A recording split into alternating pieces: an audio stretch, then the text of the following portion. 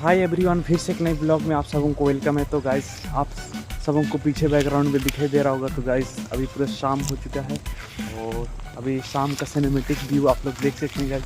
पीछे का background and इधर मस्त में ये पेड़ सब देखिएगा, कोई पत्ते तो पूरे जड़ गए हैं। पतझड़ का मौसम है और फिलहाल ही ओलावृष्टि किया था तो जिसके कारण से पूरे पत्ते ही झड़ गए। तो देख सकते हैं गाइस मस्त में एकदम सिनेमेटिक व्यू एंड अभी पूरा सूरज भी डूबने वाला है। तो गाइस आप लोग देख सकते हैं गाइस कैसे लग रहा है वीडियो को, तो दिखा रहे हैं आप लोग।